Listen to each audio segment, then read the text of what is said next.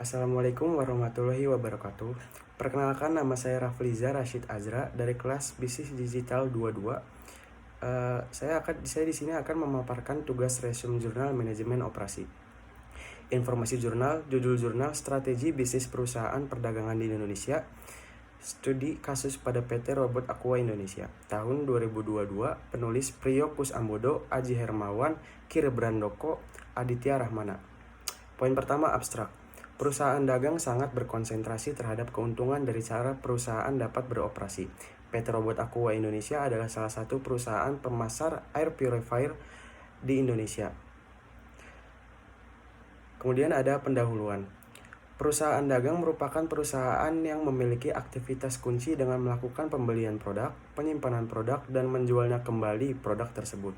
Aktivitas bisnis perusahaan dagang memiliki kemampuan dalam melakukan aktivitas impor dan ekspor dengan negara lain.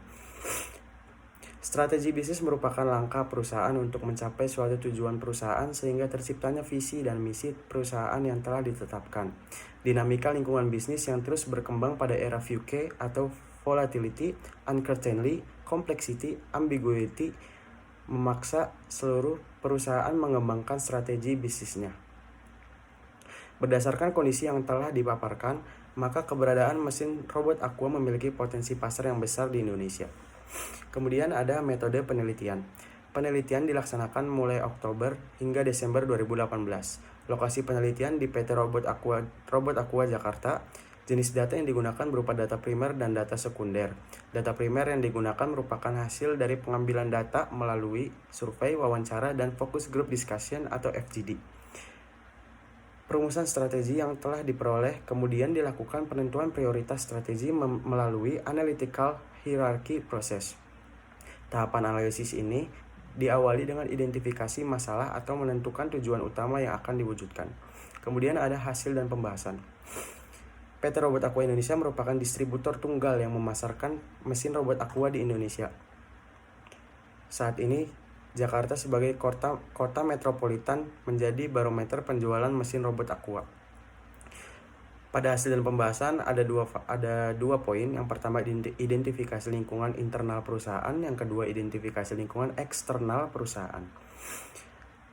Pada identifikasi lingkungan internal perusahaan, hasil penelitian ini menunjukkan bahwa lingkungan internal dapat diketahui beberapa faktor. Yang pertama, suatu organisasi memerlukan input ke dalam proses operasinya seperti sumber daya manusia, modal, fasilitas fisik, dan berbagai pendukung lainnya. Yang kedua, robot Aqua memiliki keunggulan kualitas produk dibandingkan dengan pesaingnya. Yang ketiga, pemasaran robot Aqua hingga saat ini dilakukan dengan sistem direct selling. Kemudian, pada poin kedua ada identifikasi lingkungan eksternal perusahaan. Lingkungan eksternal juga mempengaruh besar dalam perkembangan bisnis ke depan. Aspek lingkungan eksternal yang berpengaruh pada bisnis ini ke depan terdiri dari beberapa aspek. Yang pertama, menurut Sitomorang pada 2009, stabilitas politik dan ekonomi sangat berpengaruh terhadap keberlangsungan suatu bisnis. Yang kedua, sosial dan budaya masyarakat sangat berkaitan dengan perubahan perilaku masyarakat. Yang ketiga, keberadaan mesin vakum saat ini masih didominasi oleh mesin yang menggunakan kantong debu. Kemudian ada kesimpulan. Kekuatan robot Aqua terletak pada adalah loyalitas, skill, dan kegigihan tim sales, suasana kekeluargaan, kualitas produk tinggi dan harga lebih murah, telemarketing bagus, memiliki sistem skill session. Kelemahan meliputi turnover tinggi dan sulit merekrut sales, modal usaha terbatas, tidak memiliki strategi penjualan, harus melakukan demo untuk meyakinkan konsumen, dan sistem akuntansi belum profesional. Prioritas strategi bisnis terdapat 5 strategi terpilih untuk tujuan perusahaan 3 kriteria kunci. Kriteria kunci tersebut adalah kriteria kunci yang diberikan manajemen untuk menentukan prioritas strategi adalah dapat mengatasi masalah perizinan dan meningkatkan penjualan, dan dapat menambah sumber revenue baru bagi perusahaan. Kemudian yang terakhir ada saran. Penelitian ini memiliki batasan terhadap perspektif internal perusahaan. Adanya berbagai kepentingan dan keinginan internal perusahaan mampu mengurangi objektivitas penelitian ini.